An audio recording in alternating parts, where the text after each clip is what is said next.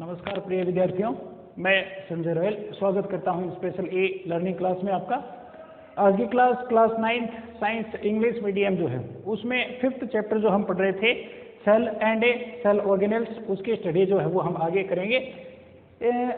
इसके पहले पार्ट जो है उसमें हमने ऐसे सेल ऑर्गेनेल्स के बारे में पढ़ा था जो कवर होते हैं सिंगल मेम्ब्रेन से, यानी single membrane bound cell organelles जो है उनके बारे में स्टडी हमने की थी, लाइक ER, गोल्जी अपरेटस से, लाइसोसोम्स, वोक्यूल्स एटसेट्रा। अब उसके बाद में अगला जो दो सेल ऑर्गेनेल हम पढ़ेंगे वो है माइटोकॉन्ड्रिया एंड प्लास्टिड्स। माइटोकॉन्ड्रिया, पहले इसकी बात करें। माइटोकॉन्ड्रिया एक ऐसा सेल ऑर्गेनेल है which have this organelles have membrane covering, या कह सकते हैं टू मेम्ब्रेन कवरिंग, यानी इसमें दो मेम्ब्रेन जो है वो कवर बनाती हैं इसका, आउटर मेम्ब्रेन, इनर मेम्ब्रेन। यदि हम डायग्रामेटिकली इसको देखें तो आउटर मेम्ब्रेन जो है वो इस टाइप की होगी जिसमें पोर भी होते हैं, पोरस नेचर की होती है। इनर मेम्ब्रेन जो है वो इस तरह की होगी जिसमें इनर फोल्डिंग जो है वो बनती हैं, और ये फोल्डिंग जो है इनको हम क्रिस्टी कहते हैं। क्रिस्टी का फॉर्मेशन ये करती है और ये इसको स्पेसिफिक कैरेक्टरिस्टिक्स जो है वो प्रोवाइड करवाती हैं। तो आउटर दो मेम्ब्रेन होगी, outer membrane, outer mitochondrial membrane, inner mitochondrial membrane. Diagram अपने सिलेबस में नहीं दिया है इसलिए कोई ज़्यादा विशेष नहीं है, बस समझाने के लिए बताया है। तो इनर मेम्ब्रेन जो है, इनर मेम्ब्रेन जो है इसमें क्या होती है, डीप फोल्डिंग्स, यानी यूं अंतर्वलन पाए जाते हैं, finger like folding, inner folding जो है वो इनमें क्या होती हैं, प्रेजेंट होती हैं, और ये इसमें जो सरफेस एरिया है उसको इंक्रीज करती हैं। इसके कारण से इनर मेम्ब्रेन का जो सरफेस एरिया है, इस इनर मेम्ब्रेन के सरफेस एरिया पर एटीपेज एंजाइम जो हैं वो मिलते हैं। कुछ ऐसे पार्टिकल्स मिलते हैं जिनको ऑक्सीसोम्स बोलते हैं, जिनमें एटीपेज एंजाइम्स होते हैं, और वो यहाँ पर जनरेट करते हैं एटीपी को, जो एनर्जी करेंसी के रूप में काम में आती हैं। तो these are increase surface area. ये जो इनर फोल्डिंग है, इन इनर फोल्डिंग्स को क्रिस्टी कहते हैं। तो क्रिस्टी जो है वो यहाँ पर प्रेजेंट होते हैं, और इन क्रिस्टी के ऊपर छोटे छोटे ऑक्सीसोम्स जो हैं वो भी प्रेजेंट होते हैं जो एटीपी का प्रोडक्शन करते हैं। These are increase surface area to ATP generating chemical reaction. यहाँ पर एटीपी को जनरेट करने वाली केमिकल रिएक्शन जो रेस्पिरेशन की प्रोसेस में होते हैं वो यहाँ पर होंगी, और उनके कारण से एटीपी का फॉर्मेशन जो है वो यहाँ पर बढ़ जाता है ताकि ज़्यादा से ज़्यादा एटीपी जो है वो यहाँ पर फॉर्म हो। Mitochondria have their own DNA and ribosome. ये एक स्पेशल सेल ऑर्गेनेल है।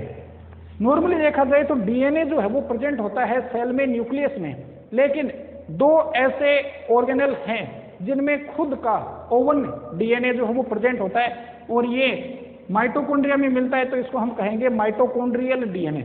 तो माइटोकॉन्ड्रिया में खुद का डीएनए मिलता है। इसी तरह से प्लास्टिड जो आगे हम पढ़ेंगे उसमें भी खुद का डीएनए होता है, वो प्लास्टिड डीएनए कहलाता है, या क्लोरोप्लास्ट डीएनए वो कहलाता है। तो इनमें खुद का डीएनए प्रेजेंट होगा, और साथ में इसमें राइबोसोम्स भी होते हैं, और राइबोसोम्स और डीएनए के प्रेजेंस के कारण से ये प्रोटीन का प्रोडक्शन करते हैं। तो अपनी केमिकल रिएक्शन के लिए जो भी प्रोटीन वगैरह की जरूरत जो इनको होती है वो प्रोटीन ये खुद अपने आप बना सकते हैं। तो ये एबल, ये योग्य होते हैं, या इनमें ये क्षमता होती है कि वो अपने काम में आने वाली कुछ प्रोटीन का कुछ पार्ट जो है वो क्या कर सकें, डेवलप कर सकें, या उनका फॉर्मेशन कर सकें। फंक्शन की यदि हम बात करें तो इस साइटो ऑर्गेनेल्स को एक विशेष नाम दिया जाता है। इसे कहा जाता है the power house of the cell. इसे सेल का पावर हाउस कहा जाएगा। ये सेल का पावर हाउस है, कारण क्योंकि ये पावर जनरेट करता है। पावर का मतलब है एनर्जी, तो ये एनर्जी का फॉर्मेशन करता है। एक सेल जो होती है उसमें एनर्जी पार्टिकल के रूप में काम में आते हैं एटीपी, एडिनोसिन। एटीपी की फुल फॉर्म जो है वो भी ध्यान में रख लोगे, एडिनोसिन ट्राइफॉस्फेट। तो एडिनोसिन ट्राइफॉस्फेट जो है ये एक स्पेशल टाइप के मॉलिक्यूल्स होते हैं। यहाँ पर एडिनोसिन टी ट्राई फॉस्फेट, जिसमें 3 फॉस्फेट ग्रुप जो है वो प्रेजेंट होते हैं, और उनके थ्रू वो अपने अंदर एटीपी मॉलिक्यूल जो है वो अपने अंदर एनर्जी को स्टोर करके रखता है, और यही स्टोर्ड एनर्जी जो एटीपी में होती है वो काम में आती है जब सेल में स्टोर्ड एनर्जी जो है वो काम में आती है जब नए केमिकल कंपाउंड का फॉर्मेशन करना होता है। सेल में मेटाबॉलिक प्रोसेसेस जो हैं वो हमेशा चलती रहती हैं, उनमें नए कंपाउंड बनते रहते हैं। नए कंपाउंड के फॉर्मेशन के लिए एनर्जी की रिक्वायरमेंट होती है, वो एनर्जी जो है वो सेल को एटीपी से ही मिलती है, इसलिए ATP called the energy currency of a cell and mitochondria called a power house of cell because mitochondria produce the energy currency of cell और एटीपी। एटीपी का प्रोडक्शन ये करता है और रेस्पिरेशन में जो भी बायोलॉजिकल प्रोसेसेस वगैरह जो होते हैं वो कंप्लीट होते हैं कहाँ पर, माइटोकॉन्ड्रिया में। तो ये माइटोकॉन्ड्रिया का मेन फंक्शन जो है वो हो गया।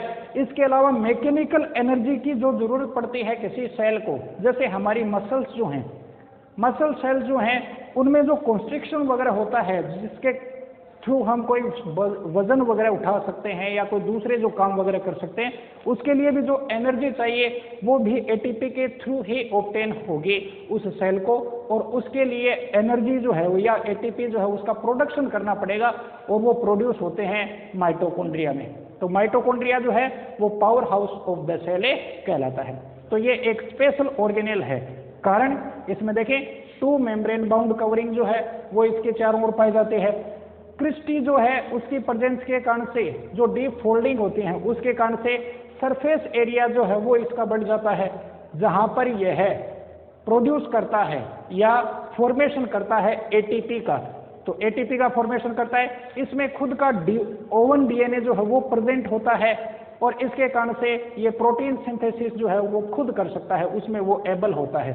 और खास बात ये, इसे कहा जाता है power house of the cell because it produce the ATPs या ATP molecules that called the energy currency of cell. और यही एनर्जी जो है वो काम में आती है नए केमिकल कंपाउंड जो हैं उनके फॉर्मेशन में, और मैकेनिकल एनर्जी की जो जरूरत होती है सेल में उसके लिए। तो ये माइटोकॉन्ड्रिया के बारे में पढ़ा। अब एक double membrane bound cell organelle जो है उसके बारे में और पढ़ते हैं, जो है प्लास्टिड।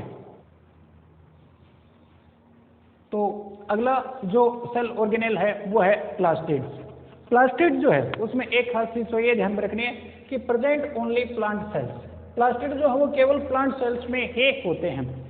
एनिमल सेल जो हैं उनमें प्लास्टिड जो है वो अब्सेंट होंगे।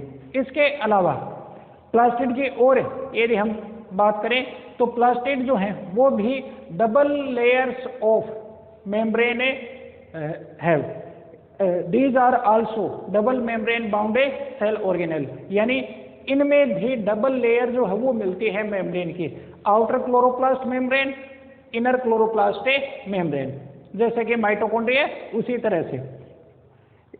अब आउटर और इनर क्लोरोप्लास्ट मेम्ब्रेन जो है ये इनमें प्रेजेंट होगी। इसके बाद में क्लोरोप्लास्ट जो है उनका काम क्या है, फंक्शन क्या है, दिखने में वो कैसे होते हैं, उसके बेसिस पर देखें तो प्लास्टिड जो वो 3 टाइप के होते हैं। तो there are 3 types of plastid found in a plant cell, leucoplast, chromoplast and chloroplast. Leuco mean से colourless, these plastid are a colourless, ये कलरलेस प्लास्टिड होते हैं। और प्लांट सेल में इनका जो मेन फंक्शन है वो है स्टोरेज, ये स्टोर का काम करते हैं या स्टोरिंग बैग की तरह से ये काम करते हैं, और ये स्टोर करते हैं सेल में बनने वाले कार्बोहाइड्रेट, लिपिड्स और प्रोटीन को। तो लिपिड, प्रोटीन और एक कार्बोहाइड्रेट का स्टोरेज ये करेंगे। Second one is chromoplast. Chromoplast जो है वो कलर्ड होते हैं, ग्रीन कलर को छोड़कर बाकी और जो कलर हैं जैसे पिंक कलर के हो सकते हैं या फिर ब्राउन कलर के हो सकते हैं या फिर अलग अलग कलर के, ये येलो कलर के भी हो सकते हैं, अलग अलग कलर के होते हैं ये। और ये कलर्ड क्रोमोप्लास्ट जो हैं उनमें स्पेशल टाइप के पिगमेंट्स जो है वो मिलते हैं। तो इनमें पिगमेंट जो है वो पाए जाते हैं और ये पिगमेंट जो है ये प्रोवाइड करते हैं the specific colour to plant organ. Plant organ को विशेष कलर जो है वो इन्हीं पिगमेंट्स के कारण से मिलता है, क्रोमोप्लास्ट में मिलने वाले पिगमेंट्स के कारण से।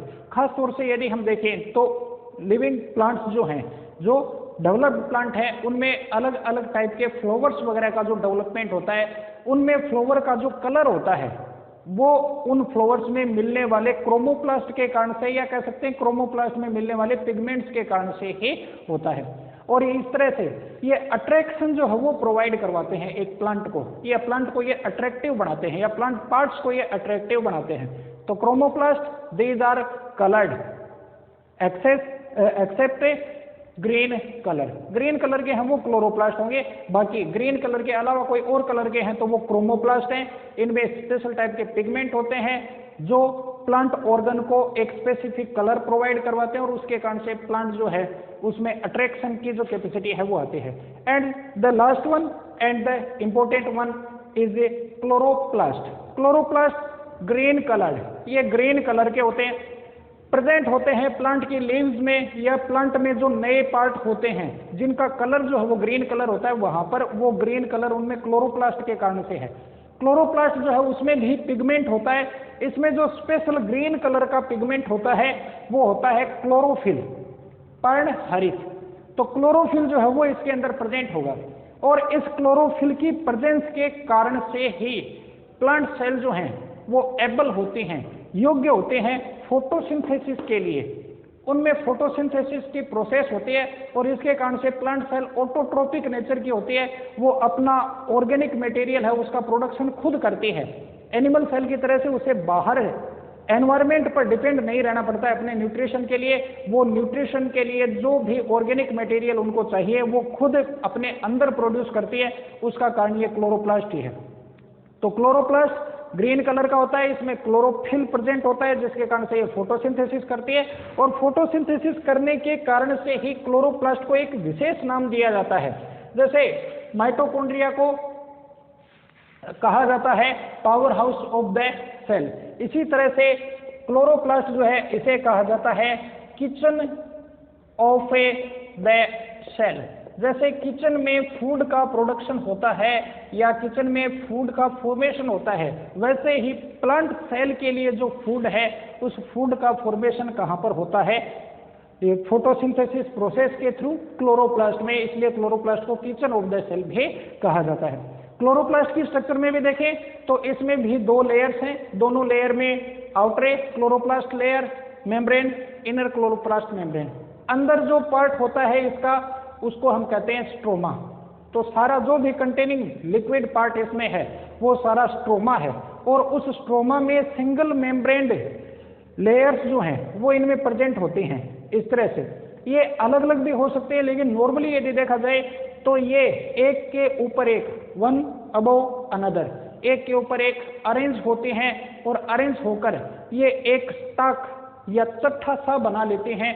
इसको कहा जाता है ग्रेना। अलग है तो इसे थाइलेकोइड कहेंगे। थाइलेकोइड का ग्रुप जो है वो कहलाता है ग्रेना। और पिगमेंट जो है क्लोरोप्लास्ट वो इन्हीं में मिलते हैं और इन्हीं के कारण से ये लाइट को एब्जॉर्ब करते हैं, लाइट एनर्जी को, और फिर कार्बन डाइऑक्साइड और H2O को जोड़कर क्या करते हैं, फूड बनाते हैं। तो फूड का फॉर्मेशन ये करते हैं। इनमें क्लोरोप्लास्ट में consist of numerous membrane layer, इसमें कई सारी मेम्ब्रेन लेयर थाइलेकोइड जो है वो प्रेजेंट होती हैं, विच आर एम्बेडेड, जो निलंबित रहती हैं, लटकी हुई रहती हैं या तैरती रहती हैं, किसमें, स्ट्रोमा में। स्ट्रोमा के अंदर ये तैरती रहेंगी। इनमें खुद का माइटोकॉन्ड्रिया की तरह से ये भी एक स्पेशल ऑर्गेनेल है, क्लोरोप्लास्ट भी। क्लोरोप्लास्ट माइटोकॉन्ड्रिया में जैसे माइटोकॉन्ड्रियल डीएनए होता है, mitochondria has oven DNA, has their own DNA, इसी तरह से chloroplast also has their own DNA. ये भी अपना खुद का डीएनए और खुद के राइबोसोम्स रखता है, इसलिए इसको भी जो एंजाइम्स चाहिए या जो प्रोटीन चाहिए उनका प्रोडक्शन ये खुद करता है। और ये स्पेशल साइट है फोटोसिंथेसिस के लिए। फोटोसिंथेसिस प्लांट की सबसे इंपॉर्टेंट या लिविंग ऑर्गेनिज्म की सबसे इंपॉर्टेंट बायोलॉजिकल प्रोसेस कही जा सकती है। वो बायोलॉजिकल प्रोसेस जो है वो कहाँ पर होती है, प्लास्टिड में ही होती है। तो इस तरह से साइटो ऑर्गेनेल्स वगैरह जितने भी हैं वो सारे हमने पढ़ लिए। इसी तरह से राइबोसोम्स भी होते हैं, लेकिन सिलेबस में नहीं दिए हैं इसलिए उनको हम नहीं पढ़ेंगे। राइबोसोम जो हैं वो सेल में अलग अलग पार्ट में पाए जाते हैं, छोटे छोटे पार्टिकल होते हैं, या फिर वो रफ एंडोप्लाज्मिक रेटिकुलम जो होती है उनके ऊपर अटैच होते हैं। राइबोसोम का मेन फंक्शन होता है प्रोटीन का फॉर्मेशन। राइबोसोम प्रोटीन फॉर्मेशन में इन्वॉल्व होते हैं और इसीलिए इन्हें प्रोटीन फैक्ट्री ऑफ सेल कहा जाता है। ये प्रोटीन फैक्ट्री का काम करते हैं। तो सेल ऑर्गेनेल से रिलेटेड स्टडी जो है वो हमने कर ली। अब इस चैप्टर में लास्ट का जो टॉपिक है, छोटा सा टॉपिक है, सेल डिवीजन, कैसे एक सेल से दूसरी सेल जो है उसका फॉर्मेशन होता है, उसको हम कल की क्लास में पढ़ते हैं। आज के लिए इतना ही, धन्यवाद।